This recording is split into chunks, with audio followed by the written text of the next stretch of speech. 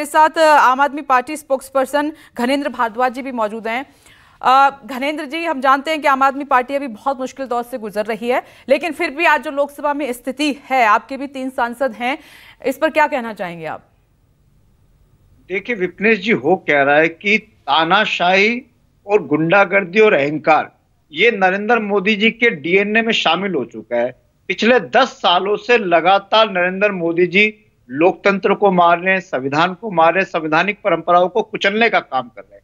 पहले हमें लगता था कि शायद नंबर्स इनके पास है, क्योंकि भारतीय जनता पार्टी के हर नेता डिबेट में आके कहते थे कि नंबर्स हमारे पास है, देश के लोगों ने हमें मैंडेट दिया है, हमें गुंडागर्दी करने का लीगल लाइसेंस मिल गया, हमें तानाशाही करने का लीगल लाइसेंस मिल गया, हमें लोकतंत्र और संविधान को कुचलने का लीगल लाइसेंस मिल गया, इसलिए हम लोकतंत्र को कुचल रहे हैं। अब तो भारतीय जनता पार्टी के पास नंबर भी नहीं है। अब तो भारतीय जनता पार्टी जो अपने आप को कहती थी 400 वाली, अब तो 240 पे आके बैठ गई।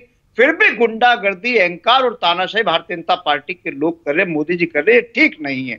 अभी आपने स्पीकर की बात करी है, स्पीकर आपने जब बना रहे थे, आप उस आदमी को स्पीकर बना रहे हो जिसने 170 से ज्यादा सांसदों को बगैर किसी कारण के सस्पेंड कर दिया। संसद किस लिए?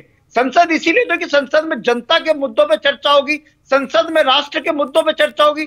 संसद में जब विपक्ष राष्ट्र के मुद्दों पे, जनता के मुद्दों पे चर्चा करता है, उसको सस्पेंड कर दिया जाता है। एक दिन के अंदर 78 सांसदों को ओम बिरला ने सस्पेंड कर दिया, और उसके बाद भी कह रहे नहीं जो ओम बिरला। अरे आप ऐसे लोगों को बना के आप क्या मैसेज देना चाह रहे हो? जो लोग लोकतंत्र की हत्या करें, जो संविधान की हत्या करें। अरविंद केजरीवाल दिल्ली के चुने हुए मुख्यमंत्री हैं, बगैर किसी कारण के जेल में डाल दिया। लोअर कोर्ट ने कहा कि अरविंद केजरीवाल के खिलाफ कोई सबूत ईडी के पास नहीं है। 2 साल 2.5 साल हो गए, 1 रुपए की चवन्नी की रिकवरी नहीं कर पाए, अरविंद केजरीवाल को जेल में डाला। लोअर कोर्ट का डिसीजन अपलोड होने से पहले इनकी ईडी हाईकोर्ट पहुंच जाती है।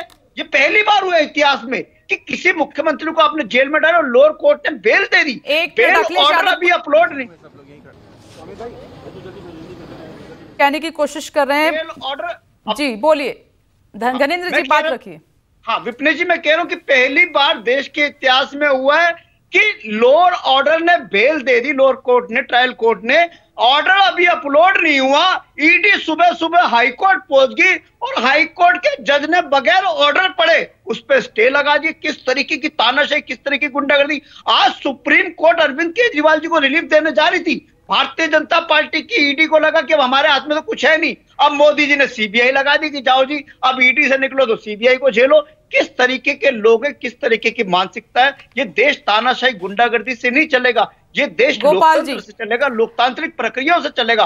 बीजेपी की गुंडागर्दी और मोदी जी की तानाशाही जी, पहले तो विपक्ष कमजोर था, लेकिन अब विपक्ष मजबूत है, तो सुनना होगा विपक्ष। सुनिए, जब नॉमिनेशन डालते हैं तो चुनाव के लिए ही डालते ना।